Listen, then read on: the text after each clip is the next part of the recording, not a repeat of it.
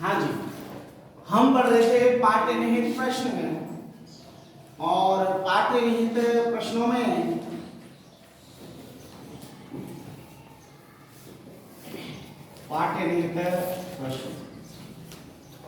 अब पाठ्यनिहित प्रश्न में अगला आपका प्रश्न है कि किसी पदार्थ X के विलयन का उपयोग सफेदी करने में किया जाता है। X पदार्थ का नाम एवं सूत्र बताइए और X पदार्थ की जल के साथ अभिक्रिया बताइए।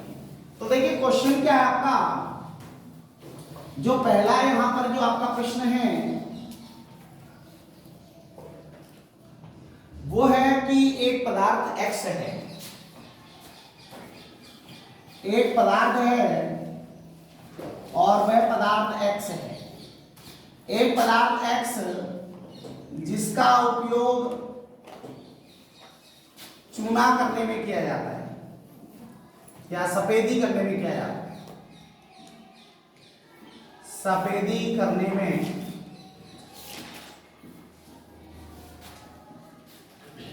किया जाता है,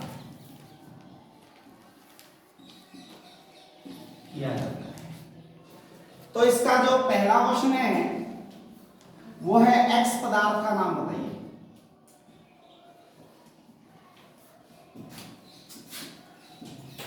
X पदार्थ का क्या बताइए नाम।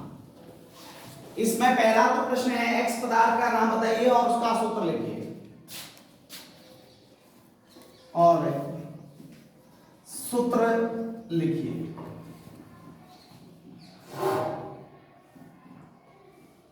सूत्र लिखिए। इसके बाद जो आपका इसमें सेकंड पॉइंट है उसमें है X पदार्थ की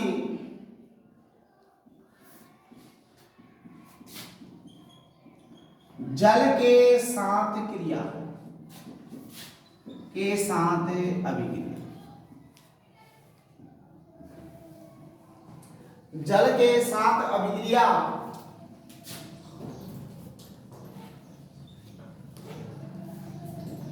का संतुलित रासायनिक समीकरण है। रासायनिक समीकरण दें।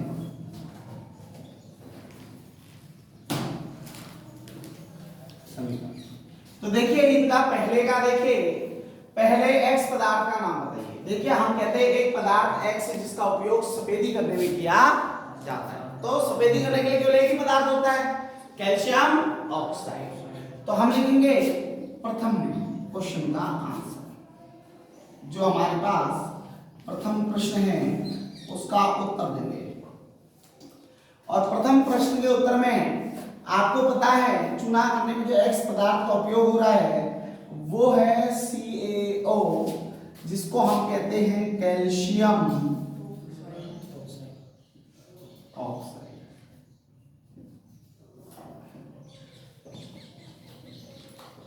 कैल्शियम ऑक्साइड, ठीक है जी। कहता है X पदार्थ का नाम भी बताना है, तो नाम आपको लिख दिया आपने कैल्शियम ऑक्साइड। और इसका एक नाम और होता है कैल्शियम ऑक्साइड का, बिना बुझा हुआ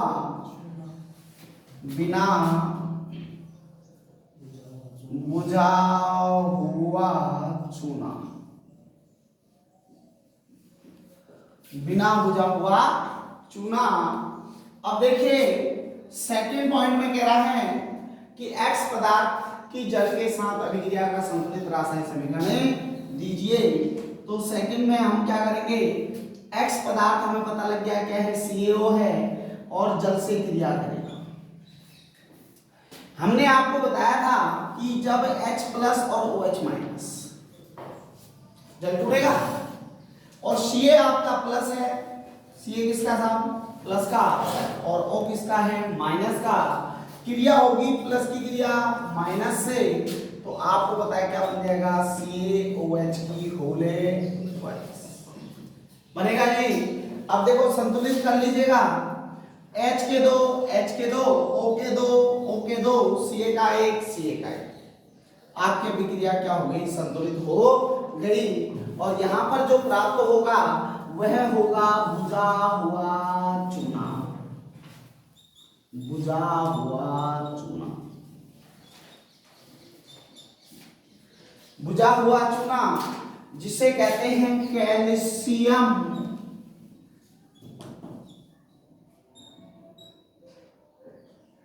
हाइड्रोक्साइड।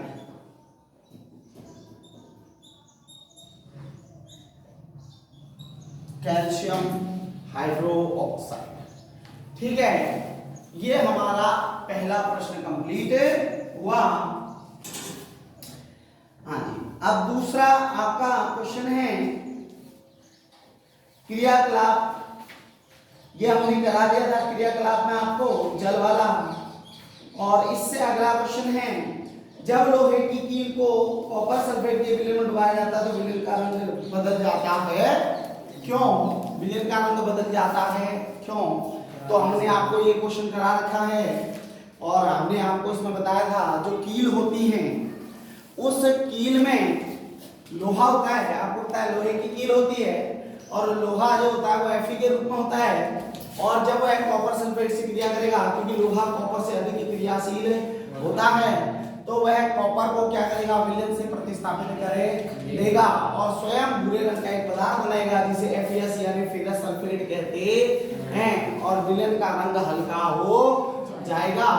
ये बात हम ये अगर पूछे ये किस प्रकार की विक्रिया है तो आप लिख सकते हैं यह विस्थापन अभिक्रिया है। आगे चलते हैं, अगला क्वेश्चन है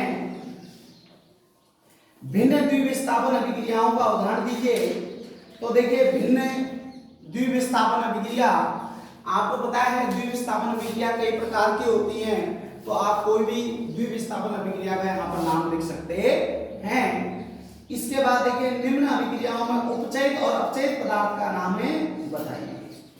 अब हमारा अगला क्वेश्चन देखेंगे एक उपचयित और एक अपचयित पदार्थ का नाम बताना है कि अपचयित कौन सा हो रहा है, उपचयित कौन सा हो रहा है। आपको समीकरण दिया गया है, इसमें ये पूछा गया है जो समीकरण दिए गए हैं वो उपचयित हो रहे हैं या अपचयित हो रहे हैं, उपचयित हो रहे हैं या अपचयित हो रहे हैं।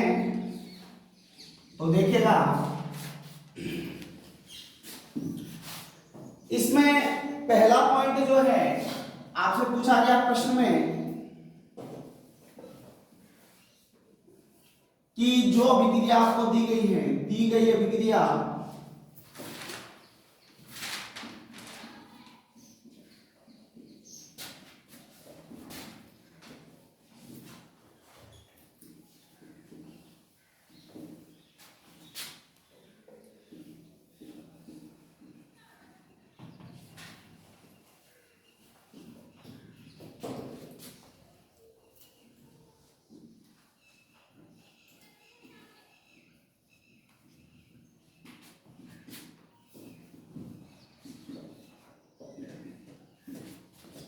हाँ जी, दी गई अभिक्रिया में उपचयित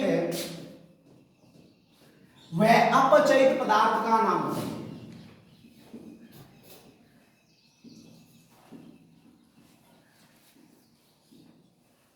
नाम, ठीक है।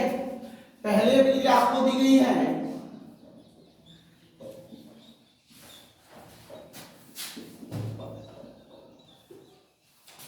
दूसरी आपको दी गई है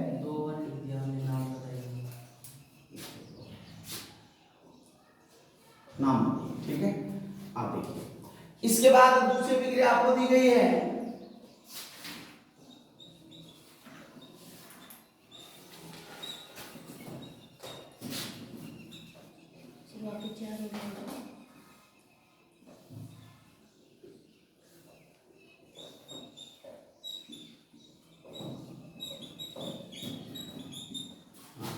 ये अभिक्रिया आपको दी गई, देखो ठीक है जी। अब हम इसको संतुलित करेंगे और इसमें ये बताएंगे कि किसका उपचयन और किसका अपचयन। अब देखो सबसे पहले तो इसको संतुलित करिए, यहां दो और यहां ऑक्सीजन पर भी दो, लेकिन यहां ऑक्सीजन का एक है तो दो का होना नहीं, तो यहां पर कितना आ जाएगा 4। यहां देखिए नीचे सही है, उनको संतुलित है, कोई दिक्कत नहीं। अब एक बात यहां पर आप देखेंगे किसका योग हो रहा है, ऑक्सीजन का। किसका योग हो रहा है, ऑक्सीजन का योग हो रहा है। जब ऑक्सीजन का योग हो रहा है तो इसका मतलब इसका ऑक्सीजन हो रहा है।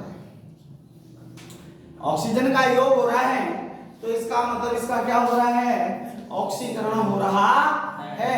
तो ऑक्सीजन का योग ऑक्सीजन अभिक्रिया कहलाएगी। लेकिन आप यहां नीचे देखेंगे किसका योग हो रहा है, हाइड्रोजन का योग। किसका योग हो रहा है, हाइड्रोजन का योग।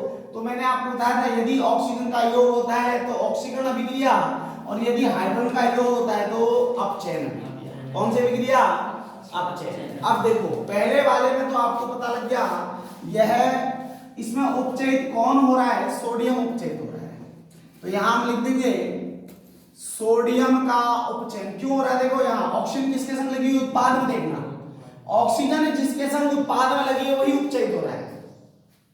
ऑक्सीजन उत्पाद में लगी है सोडियम के साथ, तो यानी सोडियम का उपचयन हो रहा है, सोडियम का उपचयन हो रहा है। ठीक है, अब देखिए इसके बाद चलते हैं यहाँ पर, तो हाइड्रोजन की बात करते हैं तो CuO+H। तो यहाँ पर आप ये देखेंगे, देखो यहाँ क्या हो रहा है, हाइड्रोजन का योग हो रहा है। तो हाइड्रोजन का योग हो रहा है, तो हाइड्रोजन का योग जिसके साथ होता है उसका अपचयन होता है। ऑक्सीजन का योग जिसके साथ होता है उसका उपचयन होता है। तो ऑक्सीजन का योग किसके संग हो रहा है, सोडियम के संग। तो सोडियम का उपचयन हो गया। यहाँ हाइड्रोजन का योग हो रहा है, लेकिन किसके संग हो रहा है, CuO के संग, यानी कॉपर ऑक्साइड के साथ। तो कॉपर ऑक्साइड के साथ हो रहा है, तो इसका मतलब क्या हुआ कि कॉपर यहाँ पर क्या हो रहा है, अपचयित हो रहा है। तो अपचयित कौन हो रहा है, पीछे लिख देंगे Cu का अपचयन हो रहा है। Cu का क्या हो रहा है, अपचयन हो रहा है। तो ये अपचयन अभिक्रिया और ये उपचयन अभिक्रिया बात समझ आ गई होगी। तो ये आपके पाठ्यनिहित जो प्रश्न हैं वो क्या हो गए, कंप्लीट हो गए। ठीक है जी। अब इस प्रकार एक अभिक्रिया और बताते हैं हम, जैसे आपको तीसरी अभिक्रिया लिख देते हैं। जैसे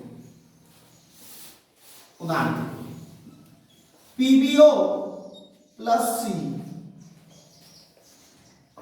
और यहां पर बन गया Pb + CO2। क्योंकि यहां पर होके दो कर लो, जब यहां होके दो करोगे तो यहां भी दो। अब ये अभिक्रिया आपको दे दिया आपके सामने, देखिएगा। और आपसे पूछा, देखो ना तो यहाँ ऑक्सीजन है ना यहाँ हाइड्रोजन है, कुछ भी नहीं है ना तो ऑक्सीजन है और ना हाइड्रोजन। तो मैं आपको एक चीज बता देता हूं, देखिए जो कार्बन होता है ना, कभी यहां पर आपको कार्बन दिख जाए या स्लैश कार्बन मोनोऑक्साइड दिख जाए, दोनों स्लैश मतलब या तो कार्बन दिख जाए या कार्बन मोनोऑक्साइड दिख जाए, तो ये दोनों जो होती है ना, इनको हम अपचायक कहते हैं। क्या कहते हैं, अपचायक। अब अपचायक कौन होते हैं, ये ध्यान से सुनना। अपचायक वे होते हैं जो खुद को तो ऑक्सीकृत करते हैं, खुद को तो क्या करेंगे, यानी खुद के साथ तो ऑक्सीजन को जोड़ देंगे और दूसरे पदार्थ से ऑक्सीजन ले लेंगे। ठीक है, जब अपचायक की बात होगी तो अपचायक खुद को तो ऑक्सीजन के साथ जोड़ेगा, खुद को ऑक्सीजन के साथ क्या करेगा, जोड़ेगा, और दूसरे से ऑक्सीजन क्या करेगा, लेगा। अब एक बात बताओ, ये अपचायक है कार्बन, आपके इसके अनुसार यहाँ पर कार्बन क्या है, अपचायक। तो ये क्या करेगा, मैंने क्या कहा था, ये क्या लेगा, ऑक्सीजन। तो ऑक्सीजन लेकर क्या बन गया, CO2। क्या बन गया, बन गया ना। अब देखो जब CO2 बन गया और यहाँ पर क्या बना, Pb। देखो Pb का ऑक्सीजन था, Pb ऑक्सीजन है क्या, नहीं है। तो Pb का देखो, अब बताओ, मैंने कहा था अगर अभिकारक में ऑक्सीजन है और उत्पाद में उसी तत्व के साथ ऑक्सीजन दिखे नहीं, तो इसका मतलब उसका क्या हो गया, अपचयन। क्या हो गया, अपचयन। बात समझ में आ गई ना। और देखो यहां पर आपको दिख रहा है कार्बन के साथ ऑक्सीजन है क्या, नहीं है, और यहां ऑक्सीजन है क्या, है। तो उत्पाद में ऑक्सीजन है लेकिन अभिकारक में नहीं है, तो इसका मतलब इसका क्या हो गया, उपचयन। क्या हो रहा है, उपचयन। तो अब आपसे पूछेगा कि यहाँ किसका अपचयन और किसका उपचयन है। तो आप कहोगे कि पीबी तो पीबीओ है ना, पीबीओ क्या हो रहा है, उसका क्या हो रहा है, अपचयन। पीबीओ का क्या हो रहा है, अपचयन। किसमें हो गया अपचयन, पीबी में। और सी का क्या हो गया, उपचयन। किसमें हो गया, CO2 में। किसमें हो गया, CO2। बात समझ में आ गई होगी। तो इस प्रकार के आपसे क्वेश्चन पूछे जाते हैं। ठीक है, एक और हम आपसे यहां पर लिखते हैं और यहां पर आपको पता लग जाएगा कि कौन सा उपचयन और कौन सा अपचयन। ये अपचायक है। ठीक है, अब देखिए एक रिएक्शन से जैसे मान के चलिए आपके पास चौथी रिएक्शन जो है वो है Fe2O3 और प्लस Al। ये सॉलिड, ये भी सॉलिड है। अब देखिए यहां पर Al भी अपचायक होती है। Al भी क्या होती है, समझ में आ गई ना। सोडियम है, Al है, Mn है, ये सब अपचायक होती है। और अपचायक का काम क्या होता है बताओ जरा। अपचायक का मतलब होता है स्वयं के साथ ऑक्सीजन का जोड़ना या योग, स्वयं के साथ ऑक्सीजन का योग और दूसरे से ऑक्सीजन को हटा देना। तो एयर क्या करेगी, इससे तो ऑक्सीजन हटा देगी, तो यहां पर क्या बन जाएगा, Fe। कितने Fe, 2 Fe देते हैं। और ऑक्सीजन किसके संग योग करेगी, Al के साथ। तो Al पर आपको पता है प्लस के 3 होते हैं, ऑक्सीजन पर माइनस के 2 होते हैं। क्या बन गया, Al2O3 बना नहीं बना। तो Al2O3 बना, तो Al पर भी कितने आ गए, 2। ओके कितने हो गए, 3। अभिक्रिया हो गई संतुलित, हो गई ना। अब यहाँ किसका अपचयन, किसका, ऑक्सीजन। अब आप उत्पाद में देखो और अभिकारक में देखो। अभिकारक में Fe के साथ क्या है, ऑक्सीजन, लेकिन उत्पाद में ऑक्सीजन है नहीं है। तो इसका मतलब इसका क्या हो गया, अपचयन। क्या हो गया, अपचयन। और यहाँ देखिए अभिकारक में ऑक्सीजन है नहीं है, लेकिन उत्पाद में ऑक्सीजन है। तो उत्पाद में ऑक्सीजन होने का मतलब क्या हो गया, उपचयन। क्या हो गया, कंप्लीट हुआ। चलिए तो ये आपकी क्या थी, उपचयन और अपचयन अभिक्रियाएं थी। बात समझ में आ गई होगी, यस या नो। तो उपचयन और अपचयन से संबंधित आपने अभिक्रिया पढ़ी, हाँ कंप्लीट हुआ। तो ये आपका चैप्टर नंबर 1 जो था उसके पार्ट 9 प्रश्न क्रियाकलाप एवं संपूर्ण जो अभिक्रियाएं थी टॉपिक्स वाइज वो कंप्लीट हो गई।